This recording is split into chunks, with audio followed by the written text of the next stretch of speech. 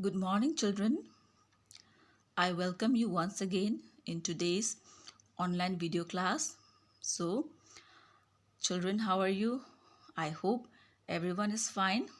So, today let us discuss about the textbook exercises of the lesson Wake Up, the Wake Up poem. Okay, so let's start. First of all, let us discuss the question and answers. Okay, so from the part reading is fun exercise, we have some questions. These questions are from the textbook and let us discuss one by one. Okay, children? So, first of all, we have the first question. Question number 1. What do you think birds say to each other in the morning?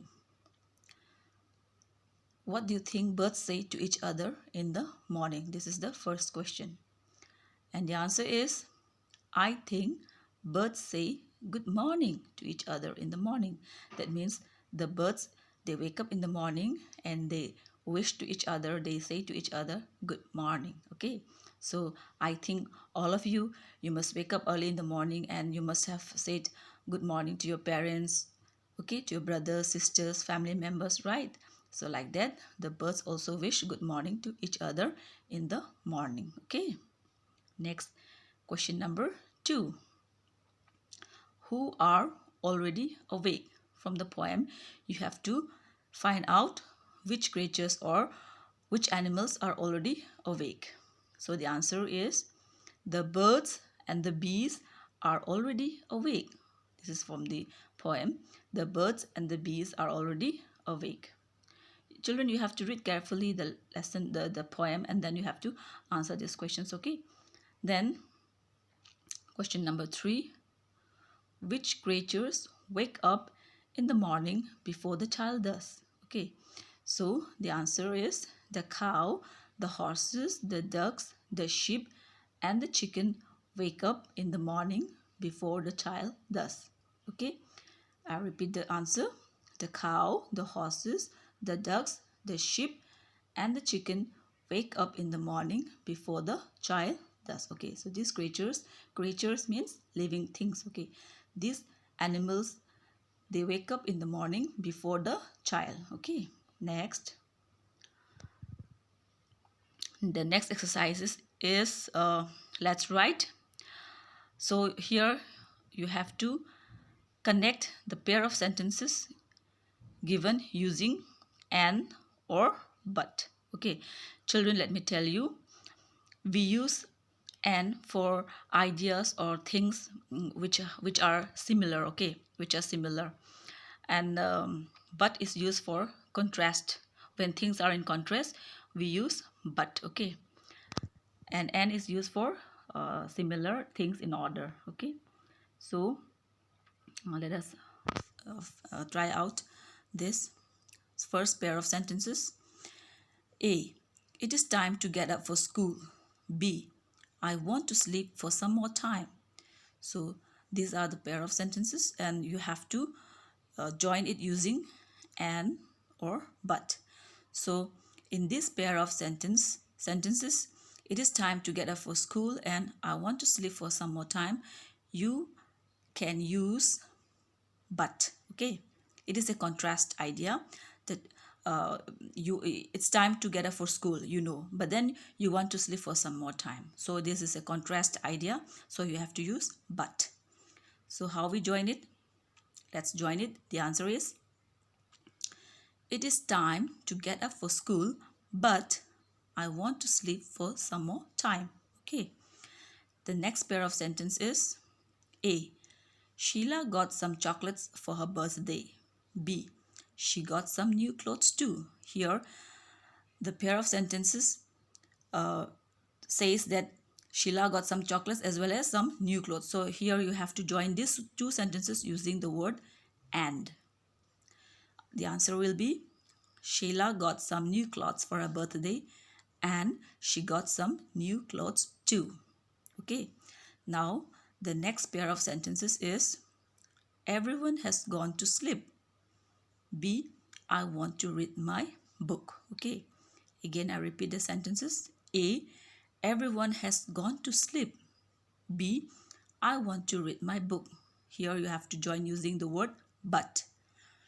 The answer will be everyone has gone to sleep, but I want to read my book. Okay. And the last pair of sentences. A. Raju plays cricket. B. He also plays hockey. Here you have to join using the word and because Raju plays cricket as well as hockey. Okay. So the answer will be Raju plays cricket and he also plays hockey. Okay, children. So these things you have to write down neatly in cursive handwriting in your notebooks. Okay. Now next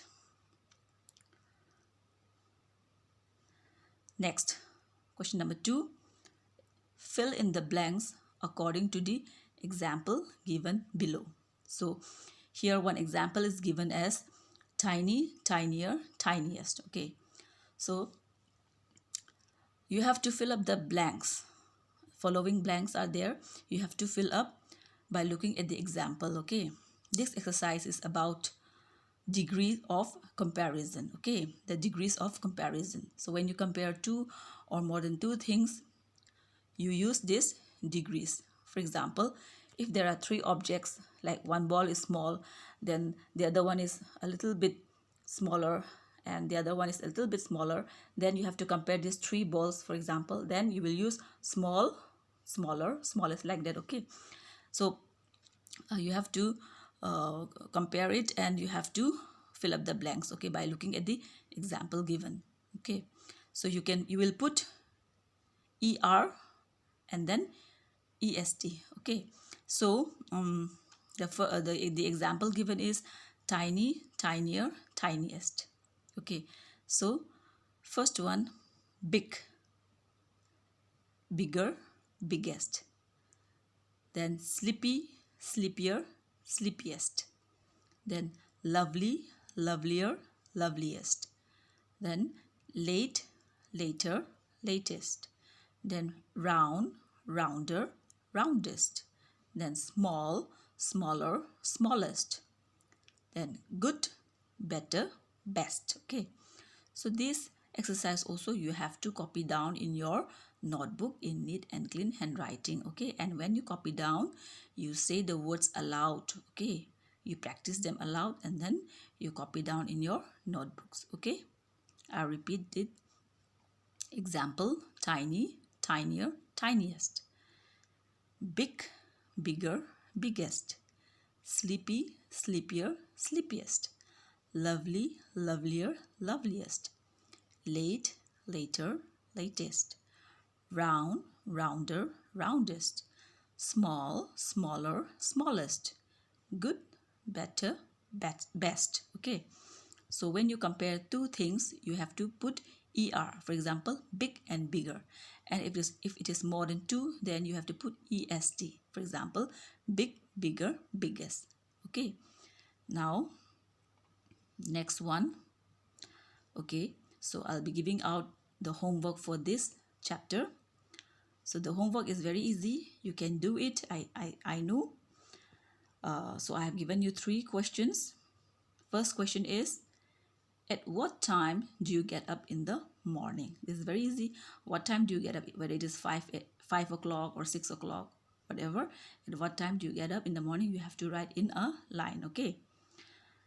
Then question number 2.